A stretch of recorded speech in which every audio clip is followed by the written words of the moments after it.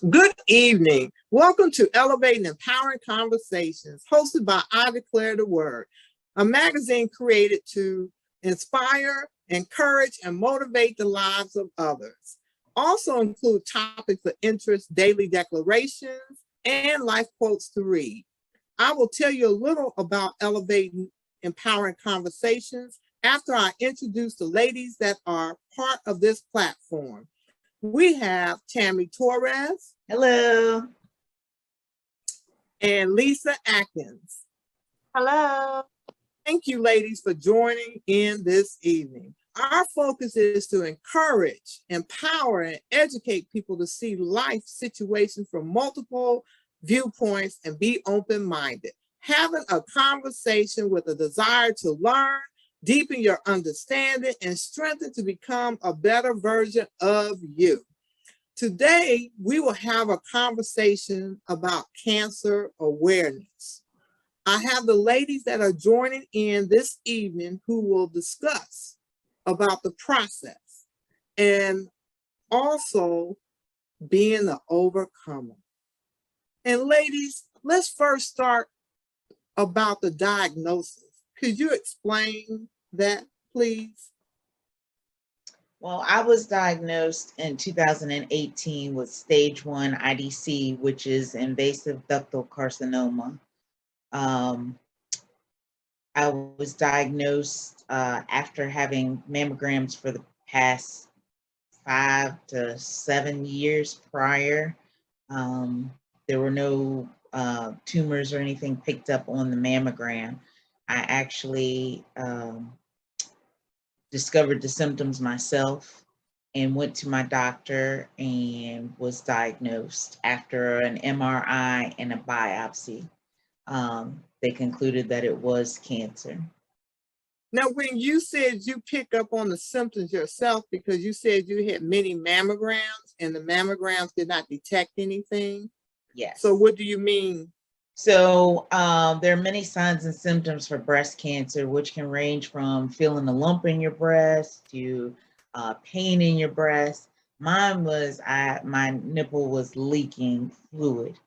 Okay. And I discovered that, I found that, and immediately my brain went to cancer because my mother is also a survivor.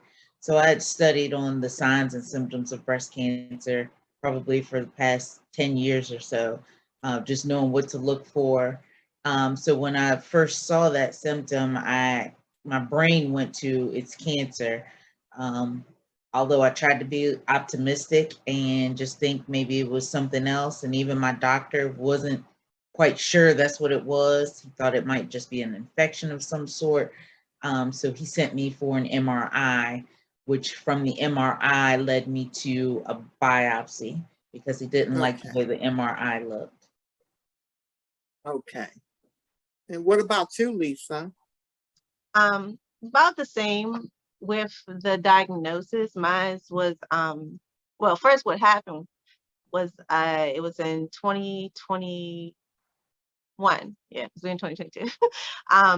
I was diagnosed with the breast cancer in my ducts in my left breast.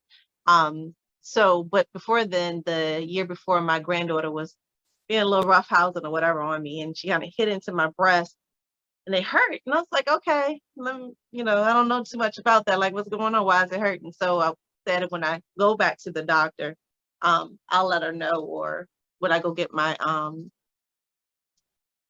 testing done just to make sure, just let them know what's going on with that. So I think it passed like maybe a year or so in between. And so when I did go to my GYN appointment in 2021, that's when I was like, she asked about had I got my mammogram, and I was like, no, I missed a year or so.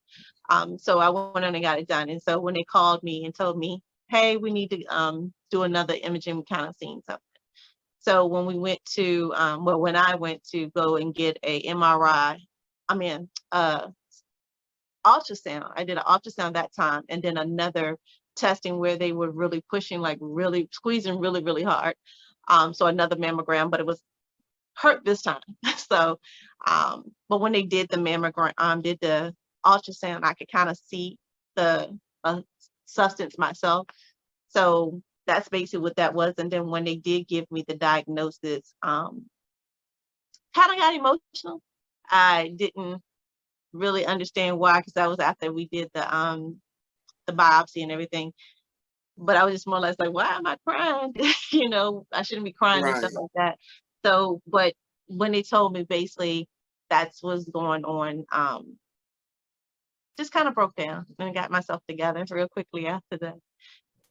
That's just basically how Right. it was. But it was, yeah, but it was in the ducts too, so it hadn't spread. So um, as I'm learning that it was the first stage, it wasn't stage 1 or anything. So it hadn't spread or anything, but it still needed to be removed. If I left there long enough, it probably would have started spreading. But I didn't have any leaking or any of that stuff. I think mine was just me knowing the pain was there and then going and getting checked out. Yeah. Right. So it sounds like you really have to pay attention to your body, because even though you may go get tested, if you feel like something is different or something is wrong, you really need to go see a doctor or, see what's going on. Yes. Yeah. My mother and I both had just had mammograms and then were diagnosed later that year with cancer. After the mammogram was clear. And I So think she was diagnosed too the same year? No, she was diagnosed 12 years prior to me, but she had just had a mammogram in January, and in April she was diagnosed with breast cancer.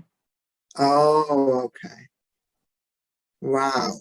So yeah, you do need to pay attention to your own body, especially if you have dense breast tissue, because you're going to feel lumps and knots because just your tissue is dense. So if you're not aware of every lump and knot on your body, or know when something feels different, you're probably not going to think anything of it. So it's really, for me, what I found, it's really super important to know your body, know when something isn't right, know when something doesn't feel right, and talk to it with your doctor. But like, believe me, after that, I was just like, okay, let me pay attention to some other stuff. I mean, I had other stuff to pay attention to, but when it came to that, I was like, I was never thinking I'll have breast cancer or I'll have some type of cancer. But when it came, like, all right now. Yeah.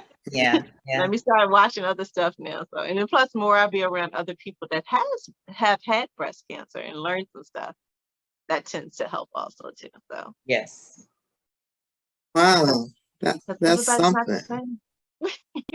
How did you feel when you first got the diagnosis of breast cancer?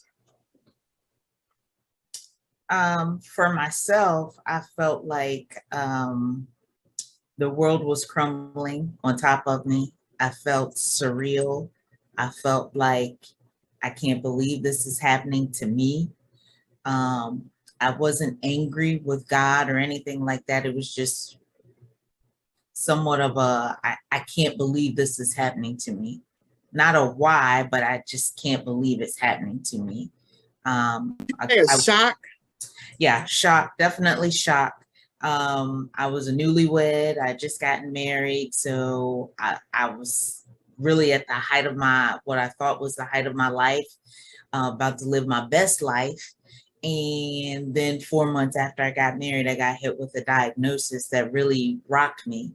It came at Christmas time. So Christmas has not been the same for me, because when I think of Christmas, I think of that diagnosis, because it all happened right at Christmas time for me. Okay.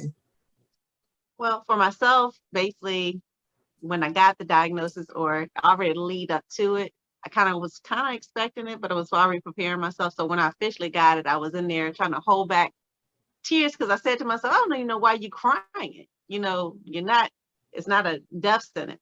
So for me, it just felt like I wasn't strong enough. I got this cancer. I got cancer. Wasn't strong enough to beat this or prevent my body from getting it. But other than that, like Tammy said, I didn't blame God. I just figured, okay, this is the mission I'm on now. Here's my road. Here's my path. And this is what I have to, walk this path right now. And that's interesting, because, some women that I have spoken to who was faced with that do blame God or ask that question, why? especially if they, was not expecting it or anything. And so it's different emotions, I would think, that each person would feel. Well, my mother was a survivor, so being that I saw her battle, I tried to do everything I could to prevent it. Unfortunately, you can't. So I figured once I was diagnosed, okay, I've got to go through this, and I've got to be able to reach back and help the next woman who's going to get it, who thinks this is a death sentence. This is not a death sentence. So if this is what God wants me to go through, then I have to go through it. I have to be strong. I put on my game face, even when I don't feel like putting on a game face.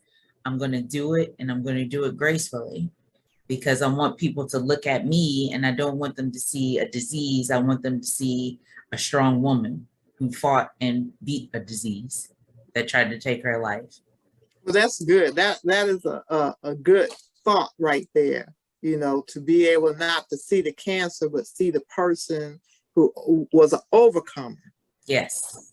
Yeah, because that's one of the things I had to fight with or challenge with when it came to people around me.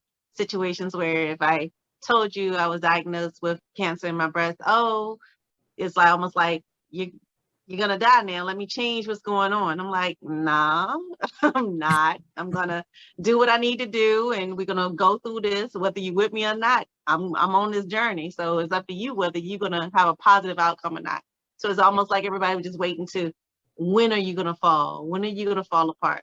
Yeah, waiting for you to crumble. Yeah. So just kept fighting and kept moving on, kept believing that there's a purpose. There's a purpose. Right. And I would think that too, probably how people reactions, like you said, some people basically already act like they could tell you how the outcome would be. And then you probably had others who was in your corner. And so did you find that frustrating at times? I guess it's not frustrating. One thing I think for me, I always fight with already having not a negative thought, but it's more or less having the open-minded of this is the possibility could happen. But for me, I removed that. For some reason, I'm just like, whatever you're talking, just stay over there with that. Because right now, my inner peace and where I want to be is right here. So I'll try to support you. And I think that's one of the things. I've always been that type of strong woman that always want to just carry everybody else's load. So I think I went through just carrying the load, making sure everybody else is okay. But in the meanwhile, making sure I'm good too. So I didn't get frustrated, just more or less like, did you not see me fight before this? What would you think I would do next? You think this is going to take me down? You got to give me something else, because this ain't going to do it. So just protecting your peace, your inner peace, and keeping the negativity away from you. Yes. Just throughout this journey, you just discover people really don't know what to say, and they've said some really insensitive things. So just a word of advice: if you don't know what to say, you've never experienced or been close to someone who's experienced it, just lend a listening ear is the best advice that I can give. Everybody doesn't need your opinion. Sometimes people just want you to listen so they can vent, get out what they need to say, how they feel, and then move on to the next thing. Sometimes we just need to get it out. We don't need you to say, well, you need to do this and you need to do that. You don't know what I need to do because you're not in my situation. So just be a listening ear. If I need to cry, if I'm laughing with you 1 second, the next second I'm crying, just let me cry. Don't tell me not to cry. I have every right to cry. So let me cry and get it out so I can move on and get that out of my system. But I think just be sensitive to people who are going through. If you don't know what to say, just lend a listening ear. Just don't say. And I think that's a good thought, a good statement that you just made, because if a person never been through it, then they're trying to figure out what to say. So instead of trying to figure it out, just listen or let them ask you. Maybe they may want to say something that they may want to hear from you, but just take it upon yourself to just, sit back and listen or wait to see what they have to say. Right. Or just allowing that person to guide you through their decisions or what they want to do. I mean, believe me, if you're around your friends and your friend is going through the battle with the cancer, it's more or less let that person guide you on how you want them to interact with you. I mean, sometimes a hug or you just sitting there beside them is enough. Yes. You know, for me, it could have been, let's get up and just do a slow dance. I'm good. Or let me sit in the house with some jazz music. Let me clear my mind. I'm okay. Or because I have 6 grandkids, let me just watch them play. You know, I'm good. So don't, hey, you need this and need that. Just, yeah. Don't put you in a box. Or put me in a box like, you know, don't touch her. She's okay. I'm not fragile. I'm not gonna break. It's okay. Yeah. So, Yeah. Most definitely.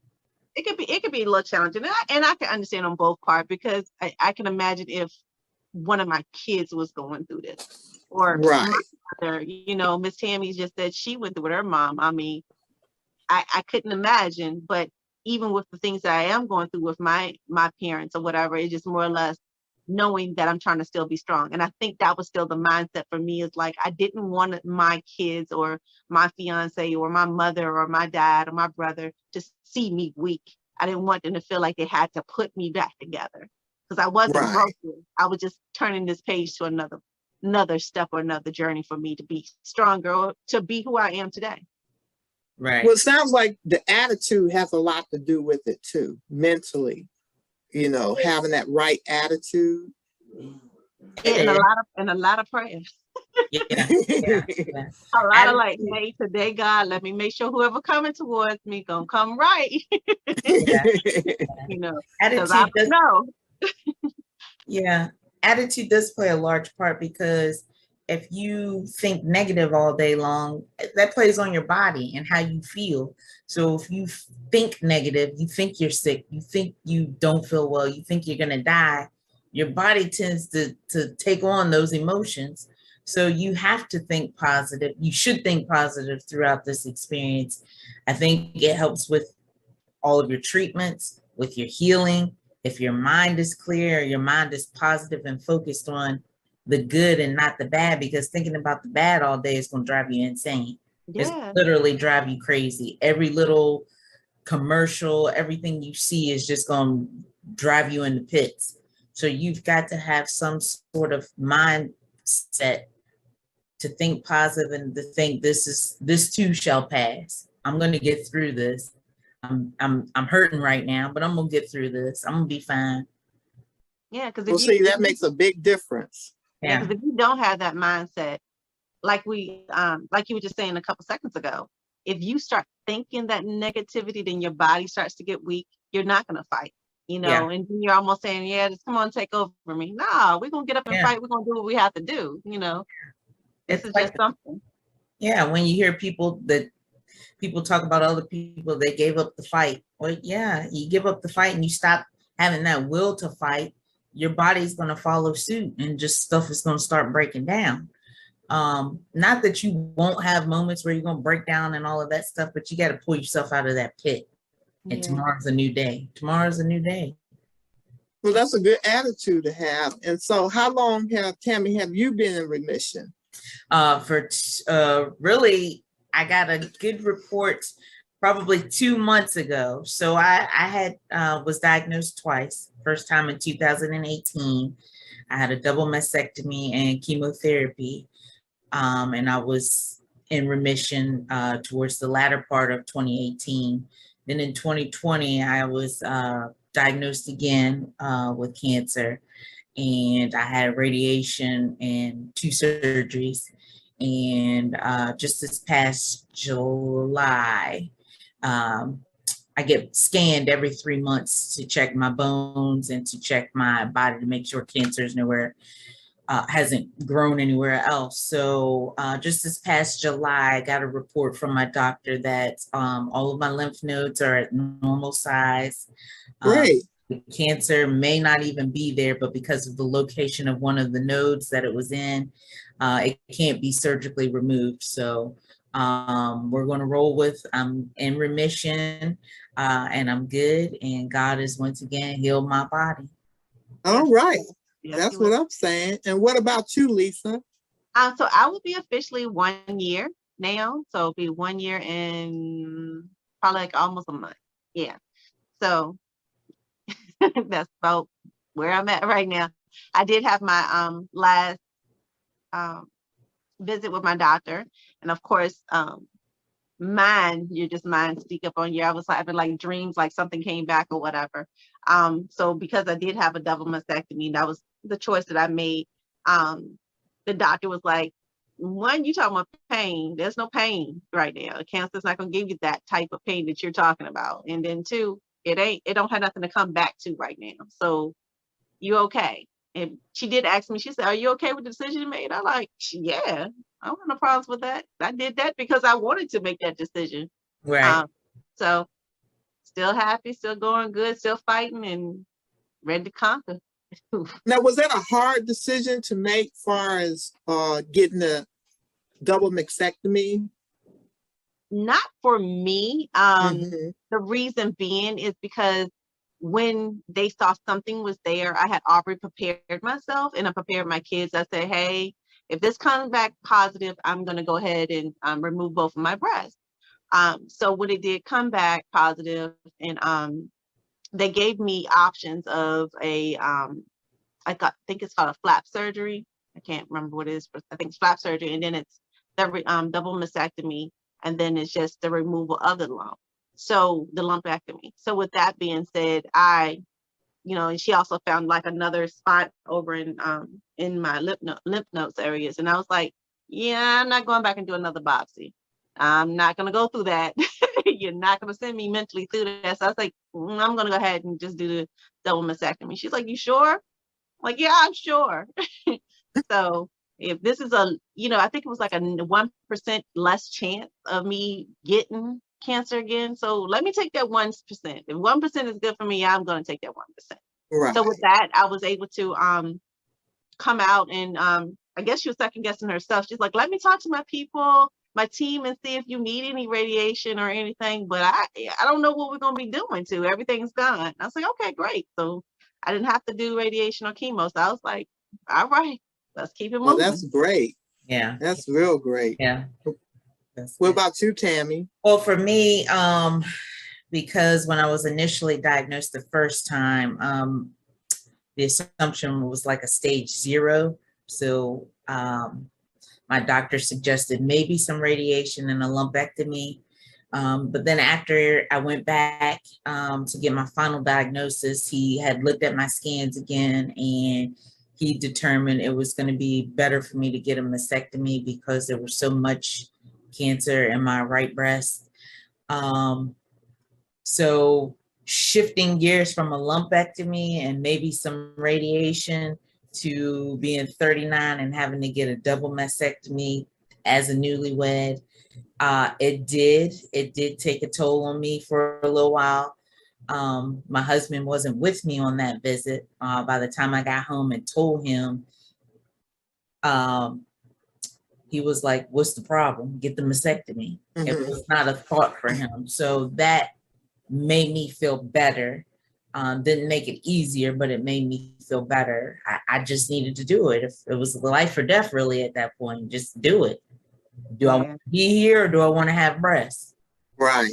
Yes, that's a decision. Now you said it's that not you hard after you think about that. So. And it's a good thing to have somebody in your corner, especially your man, your significant other. Yeah. Saying, what are you talking about? Yeah. Because even just like a couple of minutes before we got on and everything, I was just talking to my fiance and stuff. He said, I was, because I have not really looked at my breast area, never in my mind saying, oh, it's ugly. I might have talked to him every once in a while. I was like, oh, well, you gonna heal okay or something like that. But I never said in my mind, it's an ugly thing. So even he just said to me, he said, baby, you're beautiful.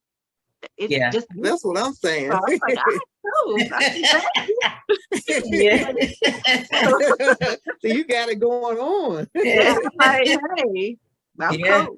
But I mean, but that is a good thing when you hear that. And it doesn't matter what the rest of the world say. Your love, your love is enough for you. So that's right. That's right.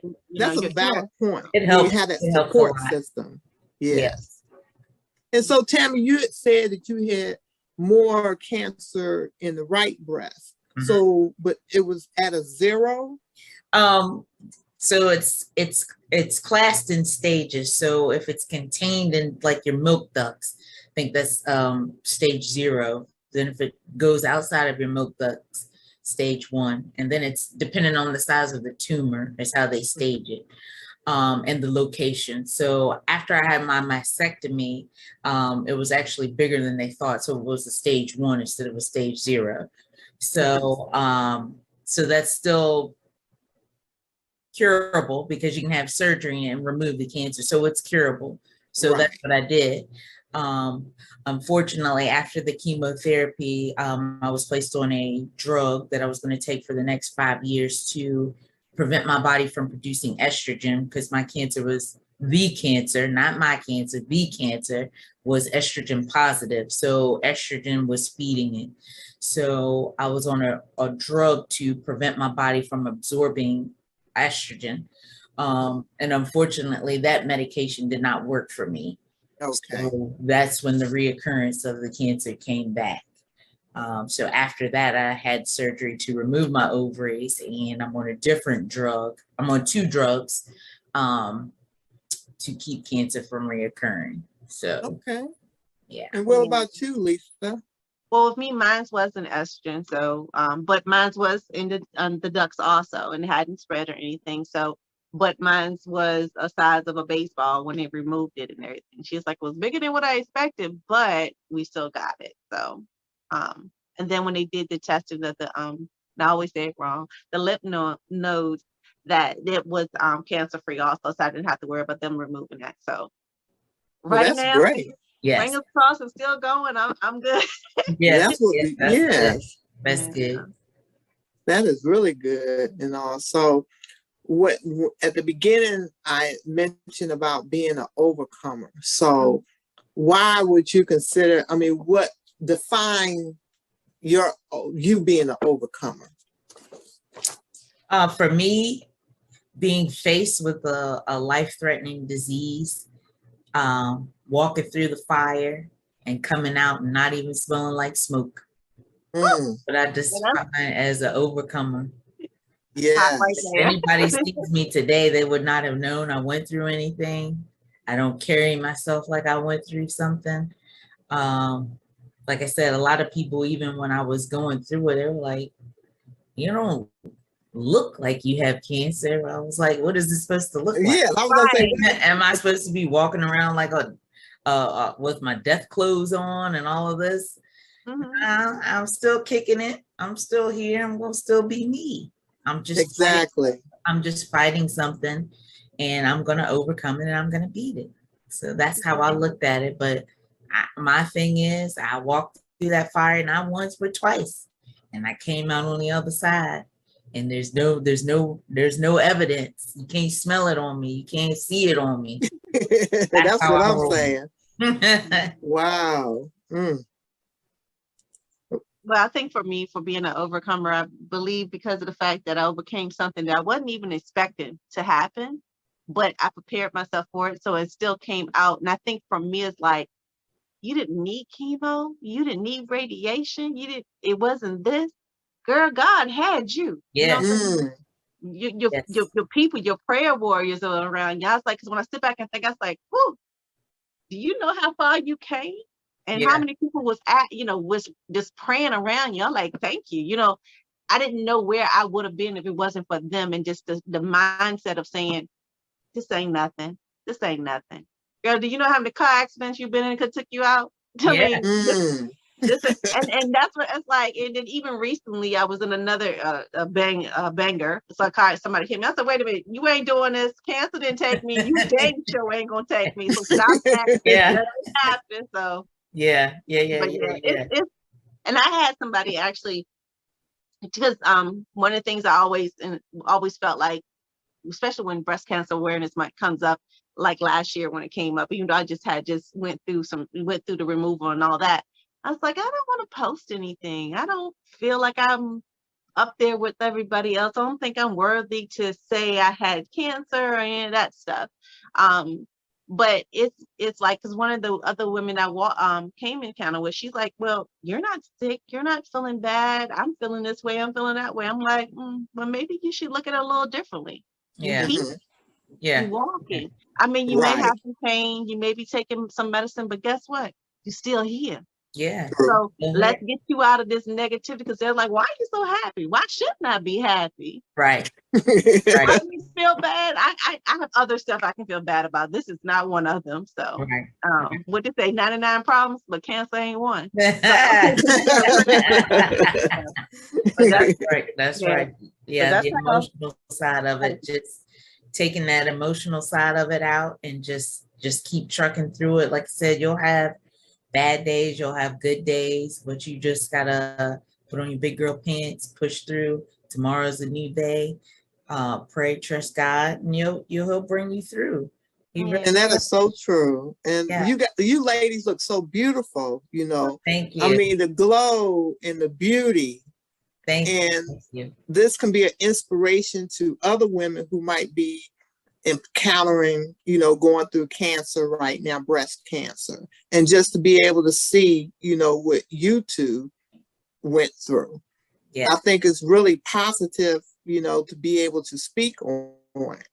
And if you had something to say, what would you say to anyone who is experiencing going through breast cancer now?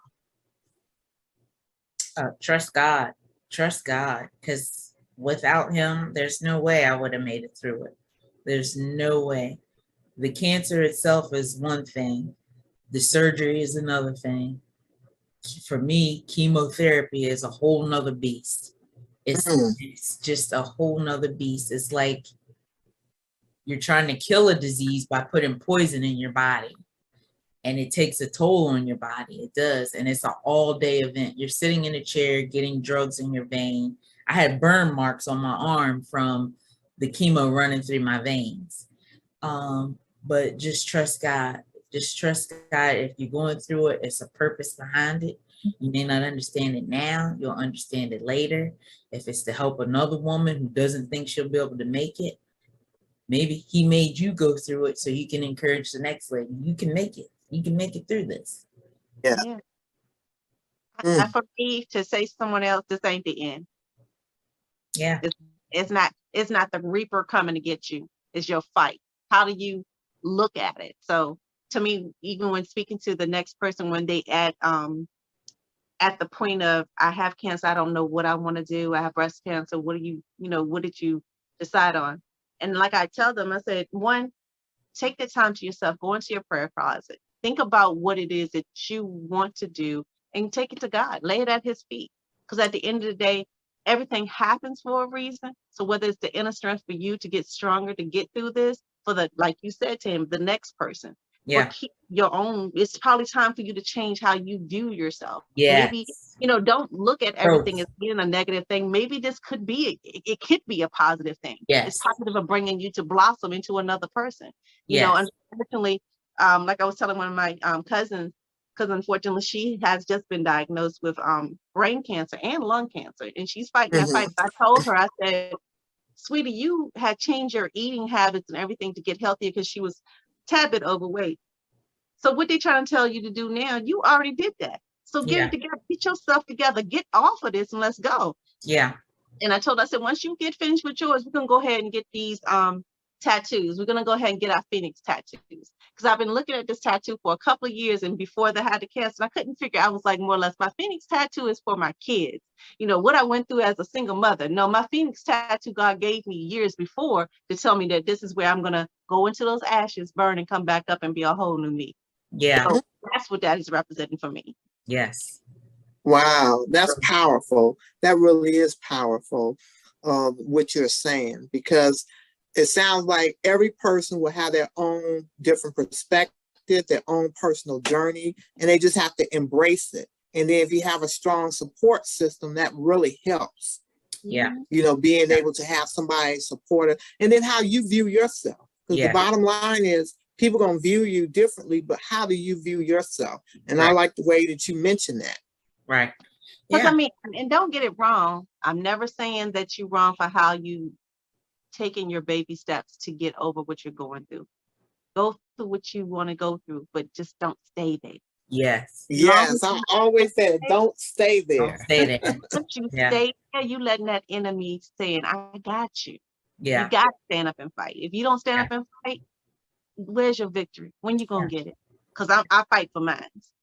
So Right. come And when you come out on the other side, there's growth there. Something in you has changed. You aren't the same person you were before cancer, for up, sure. get So through that growth, whether it's for you to change something about yourself, to be more caring, concerned, whatever it is, whatever God was trying to work with you on, but also just to have more empathy for other people so that you can be that stronghold for the next woman who may not be able to carry that load by herself. So yeah. you had to go through it so that you could be strong enough to help hold somebody else up when they go through it. Because Because you I was can't thinking, help anybody if you've never been through anything. How do you help True. somebody when you've never been through anything? that So is some true. of these experiences are not only for us, but for other people, for us to help other people. True. Because I'm like, I got it once, thought I was good. I got it again. Okay, God, what are you trying to teach me? What are you trying to teach me? I thought I was done with this. And then for it to come back again unexpectedly, there's a lesson in this. I got to catch what the lesson is for me. That's a good way of saying it. I like Yeah. the way you say you have to catch what the lesson is. Yeah. One of the things that I admire with you, because you said you had your cancer diagnosis when you're in your 30s, like your early 30s and mid 30s. I mean, I'm almost 50, so I couldn't imagine my mindset where it would be at that. So you were strengthening even and built to be a stronger woman at an early age. So you had a blessing in that whole fight already to be the beautiful woman that you are today, to be able to say, all right, that's nothing. So when I get to my 50s or my 60s and 70s, oh, that's gonna be just a piece of cake now. So what you talking about? Yes. Yeah. So I look good now. Ooh, just wait. As I mature even more, I'm gonna really look good. Yeah. I have went through, God has really done something with my life. Like that time, the year before I got diagnosed, I went through a divorce. I lost my house, got remarried, then I got cancer, all in like a span of 3 years. So it was just like boom, boom, boom, boom, boom. And I'm like, how much more can I take, Lord? How much more can I take? But like I said, it was all just to help me grow, to change me. I don't think about a lot the same anymore. I have much more empathy for people and being understanding and caring when people go through stuff. But yeah, it was a life changer. And I thank God. I do thank God because without that experience, nobody wants to go through it. But without that experience, I don't know. I wouldn't be who I am right now. I would not be the same person that I am right now because Sure. it's something that I never thought I would Your be able to get through. You prepared you for today. He prepared me for today. Yes. Prepared me he for did. anything else that comes my way. I ain't worried about it because of all the stuff I've overcome. I got this. You are an overcomer. You Yes. ladies both are overcomers because, you know, the strength, the resilience, you know, a lot of trials and different situations we go through, it helps develop us and help us to grow. And a lot of times we do not see it until after the fact. Yes. Yeah. I mean, and that's even like for me, like I usually tell people that just living life and just not thinking and knowing that for me, I got to a high weight for me. And when you do when you get your diagnosis, you have an option of doing your genetics to see if it was genetic or not. So for me, for them not to say, oh yes, it was genetic, even though I had like a great aunt or a great uncle or somebody, like a couple of aunts that had it, but they were like, oh, well, it's not genetic because your direct mom or your direct aunt didn't have it, or your brother or sister or something like that. But I'm like, okay, well, where did it come from then? No, Yeah. it's like because you'd be overweight, it could be what you're eating, it could be environmental. And I'm like, what?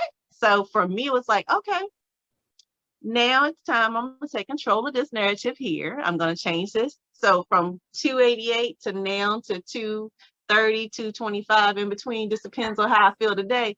I'm like, okay, I'm taking control. I'm not going to say that this is the cure of all cures, but at least I'm changing how I am and how I view my body to get it a lot healthier and for it to feel better, to say, all right, since you said this what it was, let me take this away. So now give me something else. Tell me another reason now. So they give more possibilities. They sometimes can't define, because I have spoken with some women where it's hereditary, or my mom or somebody else had it, and it's like a generation. And then you hear other women who may say something different, sugar, or something in my diet, or being overweight. So it sounds like really it depends on the individual woman, as far as the genetics and all. Yeah, because you just heard Tammy say hers was estrogen. Mm-hmm. Yeah. And mine's could have been overweight. It could be sugar. We was talking about whether it's a sugar feeding substance, and it is. Cancer is going to feed off that sugar. And I'm not going to say I was a candy eater, but I mean, I like a cake pop here or there, or or I would used to make spaghetti, putting sugar in that. So it's not like I never use sugar, but I mean, once I know from my boss telling me, so she lost her mother a couple of years, like about at least 3 or 4 years from breast cancer. And that was one of the treatments that she was going to go and pay whatever she needed for her mother. The one thing she had to do was stop eating sugar. She had to just stop her body detox her body from the sugar, and have to really just have to take some sacrifice, make some sacrifices to be able to make her body fight this cancer off naturally. Yeah. And I think one of the best things you can do, if you receive that diagnosis, is be an advocate for yourself. Research, read, don't just take the doctor's word. Doctors, yes, God gave us doctors, but doctors don't always have the final say. You have a choice on what treatments you want. That's true. Find what you want to go through, but do your research. I strongly advise women to do their own research and don't just take the doctor's word for it. My mother and I, we had the genetic test done. Neither one of us tested positive for the gene, but we both ended up with it twice. My mother's was 16 years apart. Mine was 2 years apart. So, I mean, it seems like there's no rhyme or reason for any of it, but through research, me and my doctor disagree on the sugar thing. I think sugar does feed it. He says there's no scientific evidence that it does. I'm going to roll with my opinion that sugar is a contributing factor to it, because I did consider myself a sugarholic. I love sugar. So I'm working on that, but I just think researching and reading and doing what's comfortable for you. I'm trying to do a mixture of traditional medicine and natural, by putting things in my body that I know are good for cancer fighting. That's good. That's good. That's the path that I've chosen to take, along with my medicine that my doctor has given me. But I think the best thing women can do is advocate for themselves. Read, research, and talk it over with your doctor, and then you make the final decision. Yeah, because can't nobody control your own narrative but you. Yes. Yeah. Well, don't allow no one to control. Right. But you. Wow. Right. So that's great advice, so I really enjoyed this conversation. I mean, this was really educational, and I learned a lot listening to you two, and just the smile and the glow. That's what I have to say. I mean, it's beautiful, because by you guys taking the time out to talk about it, it can let other women know that, yes, you are an overcomer. You still had struggles. You still had to go through your moments, but with different situations, we have to go through different things. So I'm just glad to see, the smile and the beauty. I mean, this is wonderful, So I want you to leave some last encouraging words before we say goodbye. Lisa. Well, I mean, I said it a couple of minutes ago. This ain't the end. Still fight. Get up and fight, don't take this laying down, because it's not a laying down situation. This ain't the time to say we weak, because we're not. We're strong. Women are very strong. And we need to go into our inner peace and come out fighting. Amen. That sounds like a plan. Yeah. I would say to anyone who's just going on this journey, you are not cancer. Cancer doesn't define you. You are more than cancer. So if you ever hear those words, you have cancer, that's not a death notice to you. That is your call to get up, to fight, to trust God that you're going to come out of this and you're going to be stronger than you were before you went into it. But hold your head. You're going to have your moments. You're going to cry. You're going to wish you didn't have to go through it, but just trust God throughout the whole process. And I promise he will see you through to the other side, one way or another. He'll see you through to the other side. Like one of the things you just said, you don't have cancer. So then your mindset say, I don't have cancer. Cancer has me, and he got the wrong person today. I like that. I like that. Right. Yeah. I like that. That sounds good and everything. So ladies, you do not look like what you have been through. You know, I find that really amazing. I guess every woman is different as far as how, you know, it affects them physically and mentally. Yeah, for me, going through chemo after the cancer diagnosis, it's a very harsh reality. When you get up in the morning and you look in the mirror and everything that you feel like defines you as a woman is not there. Your hair is gone, your eyebrows are gone, your eyelashes are gone, your breasts are gone.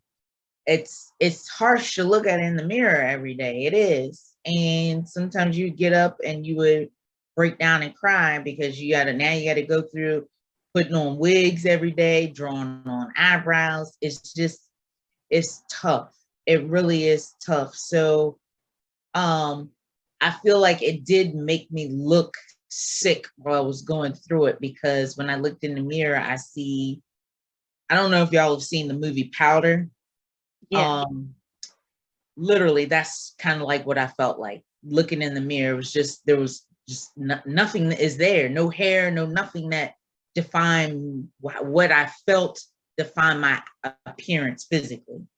So it was tough to go through that. And even now when I see women in the store, you can identify somebody who's going through treatment. It's for me, it's tough to still look at. But now, like, I thank God that my hair is grown back. My eyebrows are not as full as they used to be. So I still have to fill them in a little bit. And that's 4 years ago I went through chemo, and I still had to do that. So, and when I don't do it, it kind of takes me back to that time period, because they're just they're light. They're not what they used to be before chemo. So, and that's not to sound vain or anything. It's just a reminder, I guess, of what you went through, because this is not what you look like. It's not what I looked like 4 years ago. Right. So and then you have the physical part of your breast and getting implants and all of that stuff. So there's reminders every day, but this is the new me, and I accept the new me, and you love it or you don't. I love it. So I'm still here and I'm going to roll with it. That's all I can do. And I really respect you, Tammy, for the things you went through with your cancer. Fortunately for me, I didn't go through the treatment and things that you went through. So I kind of can understand what you're saying, some of the difference, but like most people ask me or say, you don't look like you went through cancer and this, that, and the third. But as we have discussed earlier, we were just talking about how everybody, cancer, how the diagnosis of cancer is different for each person and how they go through it. So with that, unfortunately, fortunately, I didn't have to endure that part, but I still, still look at different areas, but I just, in my mind, still say, I'm here, let me work past it. I mean, only different things I'm thinking about now is just maybe some tattoos or something, but you know, just to cover the area, but I'm not covering it because of my mind is not wanting to see it. Right. Right. I think in some sense I want to, sometimes when I look at myself, I want to feel like in the back of my mind, I want to feel like I should feel bad, but I come back to me and say, you know what?